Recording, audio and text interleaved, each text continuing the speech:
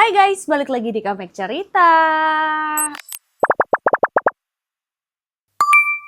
Kali ini gue bakalan bahas satu kasus, yaitu tentang penculikan massal anak-anak, pembuatan obat dari sisa manusia, dan rahasia distrik El Raval tahun 1912.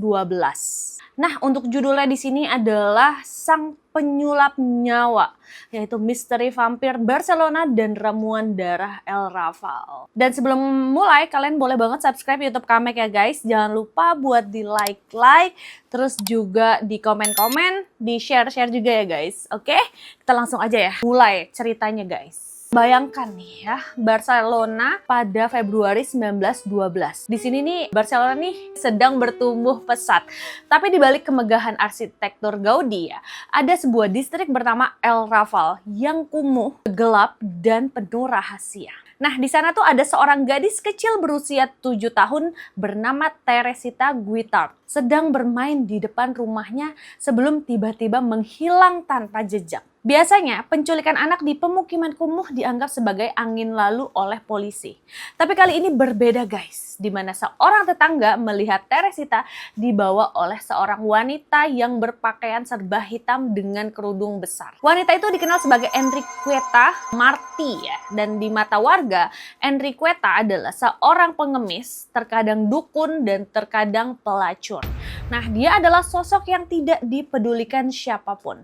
Namun, pencarian Teresita membawa polisi ke apartemen Enriqueta di Carrer de Ponent. Dan apa yang mereka temukan di sana tuh bukan sekedar seorang penculik, melainkan sebuah laboratorium alkimia abad pertengahan yang beroperasi di zaman modern. Mereka menemukan Teresita masih hidup, tapi kepalanya digunduli dan dia disembunyikan di balik dinding palsu. Dan di ruangan sebelah, mereka menemukan tumpukan toples berisi sesuatu yang tidak seharusnya ada di dapur manusia. Kita akan membedah bagaimana Enriqueta Martí mengubah tubuh anak-anak menjadi emas cair bagi kaum elit Barcelona.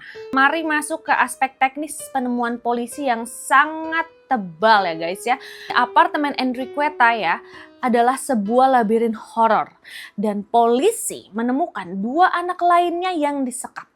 Namun yang lebih mengerikan adalah koleksi botol dan toples yang tersusun rapi di rak-rak rahasia. Dan daftar penemuan di apartemen Enriqueta ya, ada lemak manusia. Toples-toples berisi lemak yang sudah dimurnikan.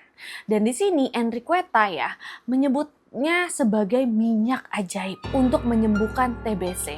Terus juga dia nemuin lagi serbuk tulang.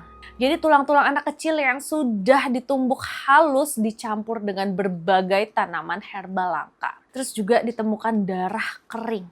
Jadi kantong-kantong berisi darah yang sudah membeku yang digunakan sebagai bahan dasar sirup peremajaan. Terus juga ada sisa organ kayak rambut, kulit, dan bagian tubuh lainnya yang diawetkan dalam cairan kimia primitif. Aduh, gue ngebacainnya aja udah ngebayanginnya ngeri banget ya, gimana ada di sana gitu loh ya ampun. Di sini Enriqueta bukan sekedar pembunuh.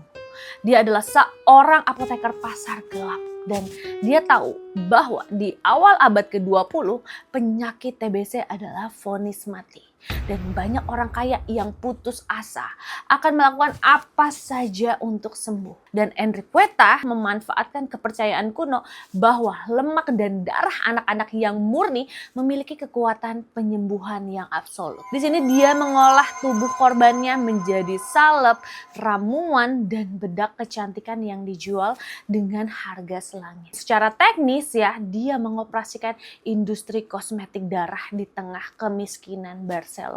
Metode operandi Enriqueta. Dia tuh memang memiliki banyak identitas. Terkadang dia tuh menyamar sebagai wanita kaya untuk mendekati anak-anak di taman. Dan terkadang dia tuh berakting sebagai pengemis yang butuh bantuan.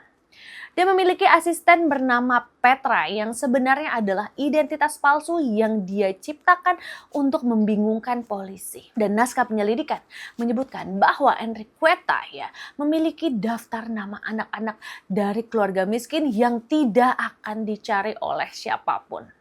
Dia akan membawa mereka ke apartemennya, memberi makanan agar berat badan mereka tuh bertambah ya. Ini tuh untuk mendapatkan lebih banyak lagi lemak guys. Dan kemudian mengeksekusi mereka dengan cara yang sangat sunyi. Dan dia menggunakan teknik bedah yang dia pelajari dari memperhatikan dokter hewan dan tukang jagal. Di sini Enriqueta memastikan bahwa setiap tetes darah yang dikumpulkan, dia percaya bahwa nilai medis dari tubuh manusia akan hilang jika korban mati dalam keadaan ketakutan. Jadi dia tuh sering membius mereka terlebih dahulu dengan tanaman kecubung atau opium. Dan ini adalah bentuk kriminalitas yang sangat metodis, di mana setiap anak dianggap sebagai bahan baku yang harus diproses dengan hati-hati agar tidak merusak kualitas ramuan akhirnya. Lalu ini adalah bagian yang paling kontroversial dan tebal dalam kasus ini. Di sini Enriqueta Marti tidak mungkin menjadi kaya hanya dari menjual ramuan kepada orang miskin. Penyelidikan awal menemukan sebuah buku catatan berisi daftar pelanggan yang sangat mengejutkan.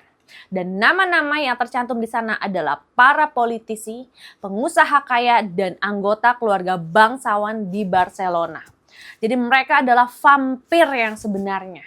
Mereka adalah orang-orang yang membayar Enriqueta untuk mendapatkan salep peremajaan atau obat TBC yang terbuat dari manusia. Inilah alasan mengapa Enriqueta bisa beroperasi selama bertahun-tahun tanpa tersentuh hukum. Ada jaringan perlindungan yang sangat kuat yang memastikan polisi tidak pernah memeriksa apartemennya. Dan di sini muncul teori bahwa Enriqueta juga menyediakan anak-anak untuk pesta seks kaum elit ya atau pedofilia. Jadi sebelum akhirnya mereka dibunuh untuk diambil organ tubuhnya. Hal ini menjelaskan mengapa saat Enriqueta ditangkap banyak bukti dokumen yang tiba-tiba hilang dari kantor polisi. Dan kota Barcelona saat itu sedang memanas dengan kerusuhan buruh. Dan jika rakyat tahu bahwa para penguasa mereka memakan anak-anak mereka, revolusi berdarah pasti akan terjadi. Dan kasus Enriqueta bukan cuma soal pembunuhan berantai, tapi soal konsumsi manusia oleh kelas penguasa. Enriqueta Marti tidak pernah sampai ke meja hijau untuk diadili secara penuh. Pada tahun 1913, dia ditemukan tewas guys di sel penjaranya. Dan versi resmi pemerintah menyebutkan bahwa dia meninggal karena kanker rahim. Namun rumor yang beredar di penjara jauh lebih gelap. Para tahanan lain mengklaim bahwa Enriqueta dihabisi oleh sesama narapidana yang tidak tahan dengan kejahatannya. Dan versi lain menyebutkan bahwa dia diracun oleh orang-orang suruhan elit Barcelona untuk membungkamnya agar tidak menyebutkan nama-nama pelanggannya di pengadilan. Dan di sini kematiannya adalah cara termudah bagi sistem hukum Spanyol untuk menutup buku tentang skandal paling memalukan dalam sejarah mereka.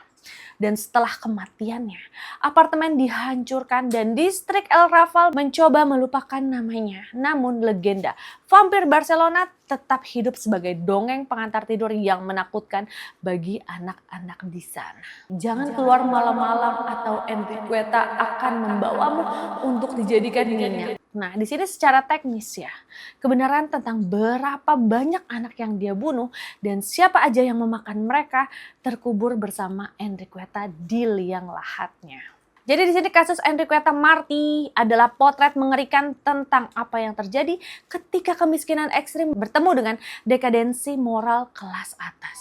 Dan dia adalah monster yang diciptakan oleh masyarakat yang lapar akan kehidupan abadi dan tidak peduli pada penderitaan kaum lemah.